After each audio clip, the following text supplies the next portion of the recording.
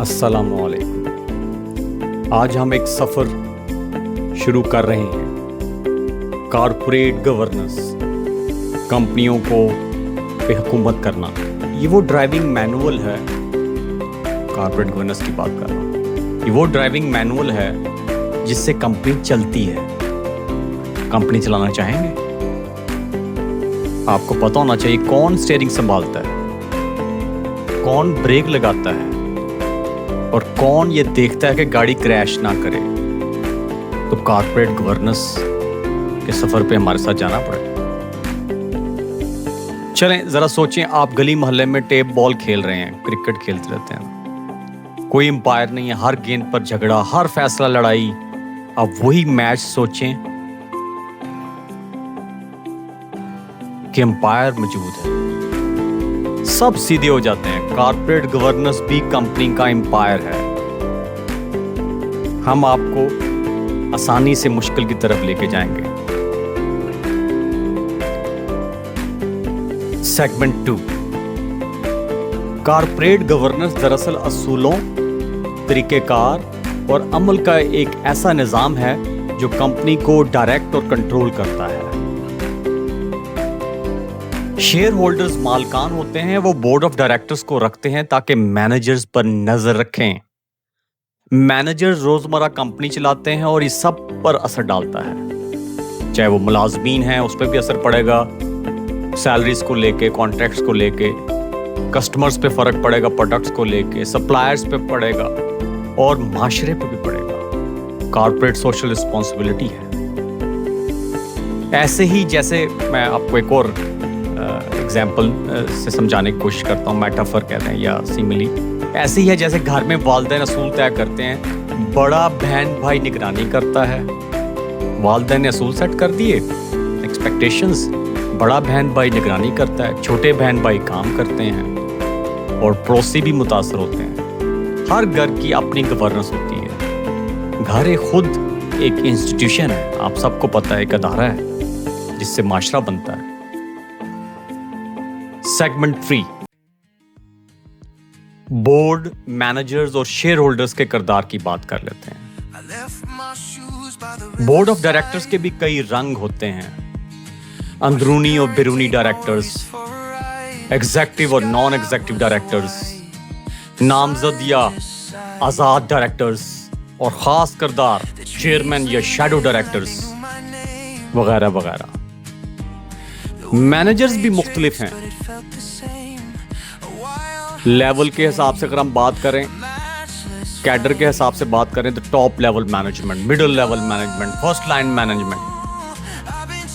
और उनके फंक्शंस के हिसाब से बात करें, ऑपरेशंस के हिसाब से, तो ऑपरेशंस की बात जब हम करें तो ऑपरेशंस, प्रोजेक्ट, जर्नल या फंक्शनल मैनेजर्स। और उनके जो स्टाइल है ऑटोक्रेटिक हो सकता है, ठीक है, ट्रांसफॉर्मेशनल, ऑटोक्रेटिक, डेमोक्रेटिक। और कुछ खास किरदार भी हैं जैसे लाइन मैनेजर, स्टाफ मैनेजर्स और मेंटोर्स। मिसालें भी आपके साथ डिस्कस करेंगे आगे चलकर। शेयर होल्डर्स जो है ना, वो असल मालकान हैं। कोई फर्द वाहद होता है, कोई अदारा। शेयर होल्डर कोई एक बंदा भी हो सकता है, इंस्टीट्यूशन भी हो सकता है। कुछ अक्सरियत में होते हैं शेयर होल्डर्स, कुछ अकलियत में होते हैं। जो 50% से ज़्यादा शेयर्स की माल जिनके पास होते हैं वो अक्सरियत ही होते हैं, जिनके 50% से कम शेयर्स होते हैं वो अकलियत में होते हैं। कुछ के पास आम शेयर्स होते हैं, उन्हें हम ऑर्डिनरी शेयर होल्डर्स कहते हैं।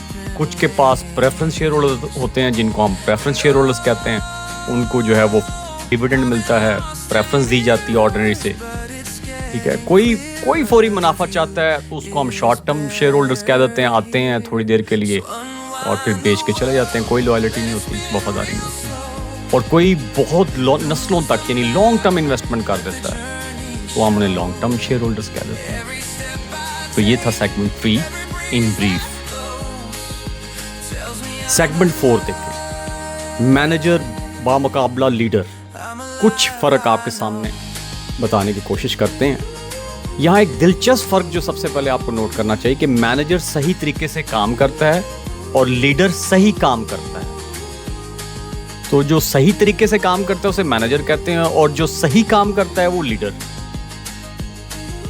Doing things right and do the things right, मिसालें बताते हैं आपको आगे चल के। मैनेजर प्लान बनाता है, ऑर्गेनाइज करता है, कंट्रोल करता है।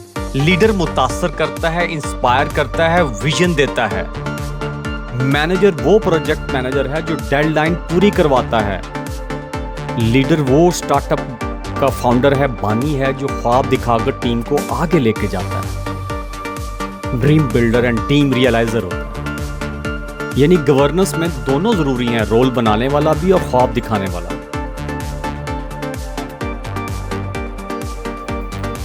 हम पहले बात करते हैं एतमाद, फैसले, बदअनवानी और पायदारी की।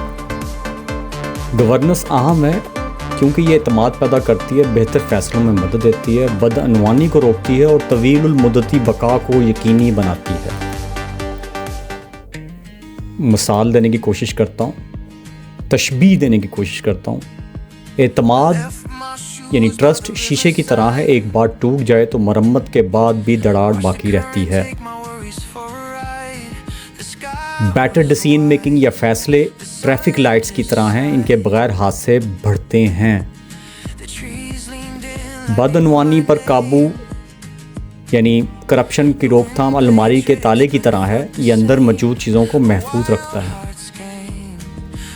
और सस्टेनेबिलिटी यानी पायदारी क्या है? ये दरख्त की जड़ों की तरह है, जो जड़ों के बगैर दरख्त गिर जाता है। बिल्कुल ठीक कहा। पाकिस्तान की भी कुछ मिसालें पेश कर देता हूँ।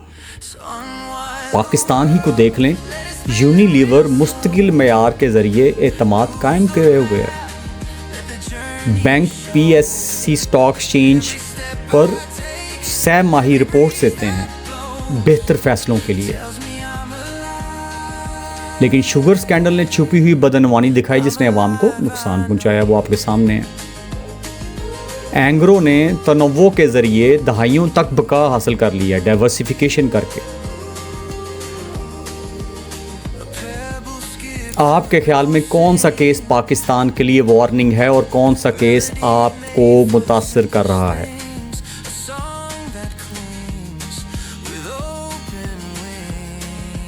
पाकिस्तान में गवर्नेंस के फ्रेमवर्क के 4 रेफरीज हैं। Companies act 2017, code of corporate governance 2019, Pakistan stock exchange और security and exchange commission of Pakistan यानी कि SECP।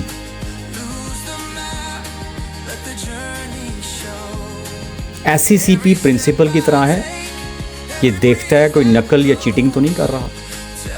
Pakistan stock exchange इम्तिहानी board की तरह है, मुकम्मल नताइज मांगता है। और जो 2000 कंपनीज का एक्ट है 17 का, स्कूल के ऑफिशियल रूल बुक की तरह है। और जो कोड है कंपनीज का 2019, वो क्लास में अच्छे रवैये के रहनुमा असूल की तरह है। ये चीज़ों को आसान करने के लिए आपके साथ ये बात की जा रही है, तो आपके आगे ताकि आपके जहनों पे नक्श हो जाए और आप कॉन्सेप्चुलाइज करें, चीज़ों को रट्टा ना लगाएं। मुझे बताएं, अगर SECP अगर प्रिंसिपल है बिजनेस स्कूल का, तो स्टूडेंट्स कौन हैं?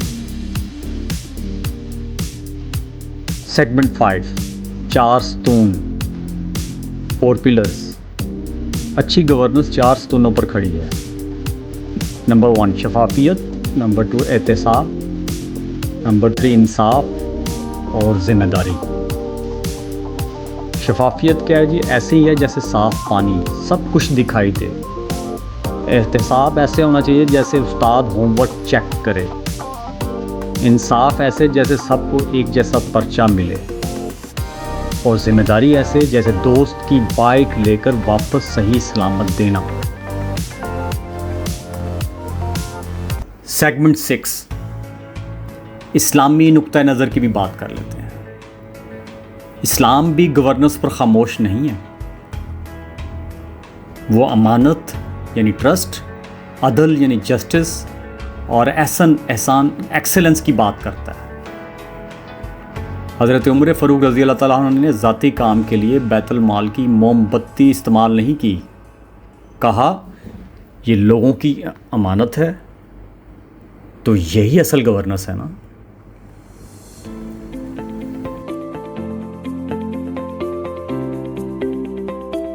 सेगमेंट 7, जहाँ कामयाबियाँ होती हैं वहाँ नाकामियाँ भी होती हैं, तो नाकाम मसाले भी देखें, examples of failures.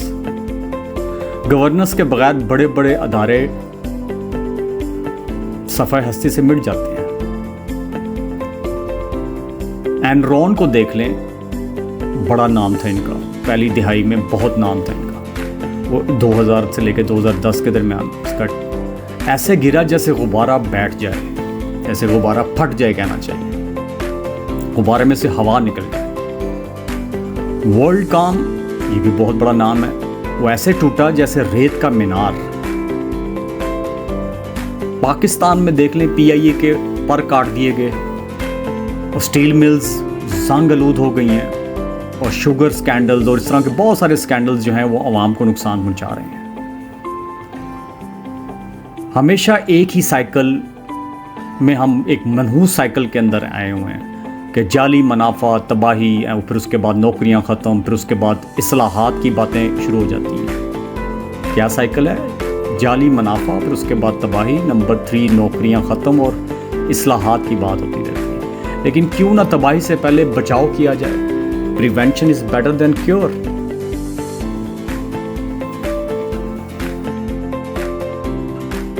Segment 8, discussion, बहस भी कर लेते हैं, क्वेश्चन आंसर भी कर लेते हैं। तो आए मिलकर सोचते हैं, 3 ये नीचे जो सवाल हैं इनके जवाब देने की कोशिश करें। पाकिस्तान में गवर्नेंस क्यों ज़रूरी है? ये पहला जी। दूसरा, मुझे बताएं कि इस्लाम एहतसाब पर कैसे रहनुमाई करता है, अकाउंटेबिलिटी पे कैसे गाइड करता है। और तीसरा, मुझे बताएं कि आपके नज़दीक कौन सी नाकाम मिसाल आप समझते हैं सबसे बड़ा सबक होना चाहिए।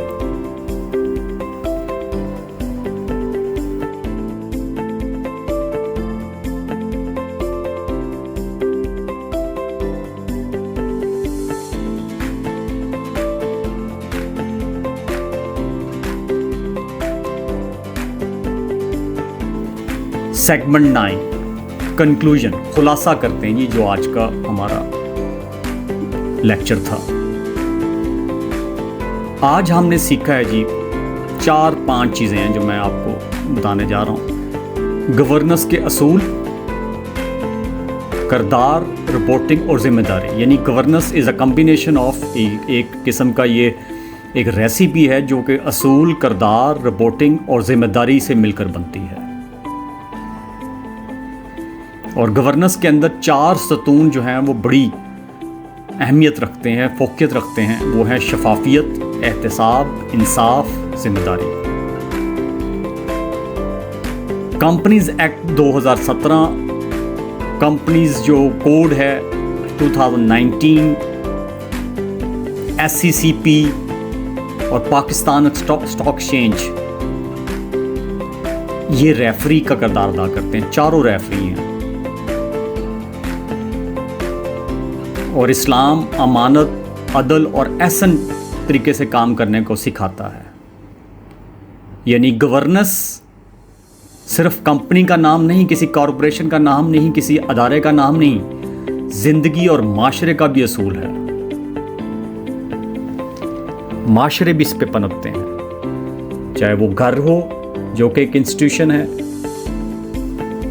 चाहे वो एक छोटी सी सोल प्रोप्राइटरशिप, एक छोटी फर्म है, पार्टनरशिप है, जॉइंट स्टॉक कंपनी है, पब्लिक लिमिटेड कंपनी है, व्हाटएवर। सेगमेंट नंबर 10, सफ़र अभी तो शुरू हुआ है, आगे का सफ़र आपको बता जाते हैं। नेक्स्ट जो हमारी एपिसोड होगी या नेक्स्ट क्लास होगी, तो अगली क्लास में हम पाकिस्तान के गवर्नेंस फ्रेमवर्क और चारों सतूनों को असल कंपनी केस स्टडीज़ के ज़रिए देखेंगे। Real time companies case studies ज़रा डेप्थ में देखेंगे। और गवर्नेंस क्या होती है, पाकिस्तान की गवर्नेंस क्या है। पाकिस्तान खुद एक पब्लिक लिमिटेड कंपनी है, हमारी चारों गवर्नमेंट्स जो हैं वो भी पब्लिक लिमिटेड कंपनीज़ हैं। तो हम ज़रा देखेंगे कि गवर्नेंस जो है नेशनल लेवल पे और कॉर्पोरेट लेवल पे उसका डिफरेंस भी क्या है, और ये है क्या कॉन्सेप्ट, अंडरस्टैंड करने की कोशिश करेंगे। सोच कर आइए, आपके ख्याल में आज पाकिस्तान को सबसे ज़्यादा किस स्तून की ज़रूरत है, चाहे वो कॉरपोरेशन लेवल पे बात कर लें, कॉर्पोरेट लेवल पे, चाहे नेशनल लेवल पे? तो आपको 4 ऑप्शन दे रहा हूँ। शफाफियत की ज़्यादा ज़रूरत है, एहतसाब की, इंसाफ की या ज़िम्मेदारी?